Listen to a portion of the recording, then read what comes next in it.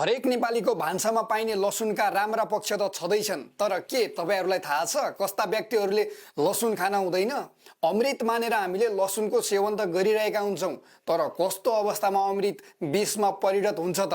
लसुनमा के हुन्छ र के गर्छ लसुनले? आउनुहोस् आज लसुनको रोचक इतिहास र यसको बारेमा थाहा पाउनुहोस्। लसुन त हामी जो कोहीले खाएका नै छौं। काँचो खाँदा यसको स्वाद पर्र पिरो हुन्छ भने जब यसलाई दाल, तरकारी, सुप तथा अन्य कुरोमा मिसाइन्छ तब स्वाद नै बदलिन्छ। केही मानिसहरूले यसलाई पोलेर र तारेर मात्र पनि खाने गर्छन्। स्वादको लागि प्रयोग हुने लसुनको धेरै फाइदाहरू छन्।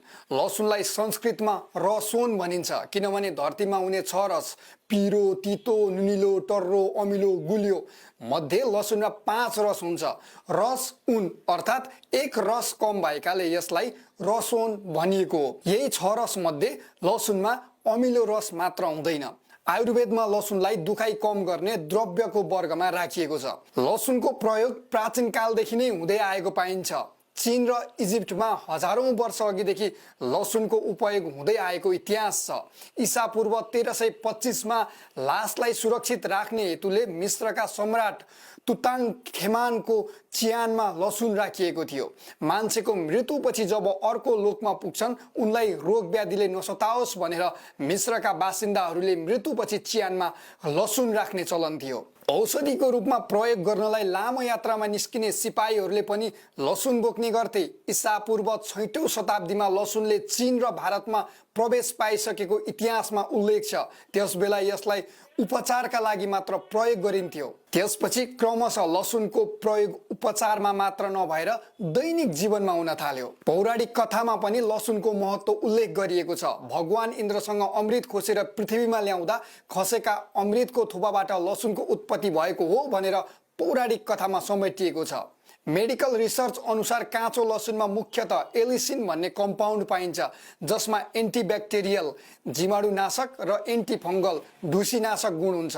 साथै लसुनमा फस्फोरस, जिंक, पोटासियम र म्याग्नेसियम जस्ता लवण पदार्थ पनि भरपूर हुन्छ। सल्फर पदार्थ हुने भएकाले लसुनको गन्ध तिक्खर हुन्छ। त्यसो त दैनिक खानामा प्रयोग गरिने लसुनले शरीरमा फाइदा नै पुगेको हुन्छ। त्यसबाहेक बिहान खाली पेटमा 2-4 केस्रा लसुन खाँदा फाइदा गर्छ। लसुनमा भएको एलिसिन तत्त्वले विभिन्न किसिमको संक्रमणबाट बचाउन सहयोग गर्छ। टाइफाइड, ज्वरो, एलर्जीको संक्रमण हुन दिँदैन।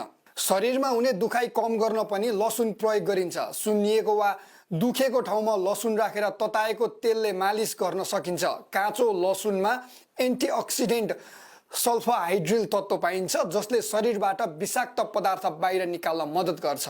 लसुनको नियमित प्रयोगले रक्तनलीमा जम्मा भएको खराब कोलेस्ट्रोल बाहिर निकाल्छ। यसले मुटुमा हुन सक्ने जोखिम कम गर्छ। लसुन उचित मात्रामा सेवन गर्दा रक्तनलीमाथि हुने दबाव कम हुन्छ। रक्तचाप नियमित गराउन पनि लसुन उपयोगी मानिन्छ। कतिपय छालाको समस्यामा लसुनको प्रयोग गर्न सकिन्छ। लसुनको एलर्जी, रगतको कमी र बिरामीले रगत पातलो बनाउने औषधि सेवन गरिरहेका छन् भने लसुनको सेवन नगर्दा उपयुक्त हुन्छ, किनकि यस्तो अवस्थामा लसुन सेवन गरेमा अन्य समस्या बढ्न सक्छ। त्यस्तै कुनै पनि औषधि खाइरहेका वा उपचार गराइरहेकाले डाक्टरको परामर्श लिएर मात्र लसुनको सेवन गर्नुहोला, अन्यथा यो अमृत रूपी चीज विषमा परिणत हुन सक्छ। आजलाई यति नै। यो भिडियो तपाईहरुलाई के कस्तो लाग्यो? मन पर्यो भने एक शेयर गर्न भने नबिर्सिनुहोला। नमस्कार।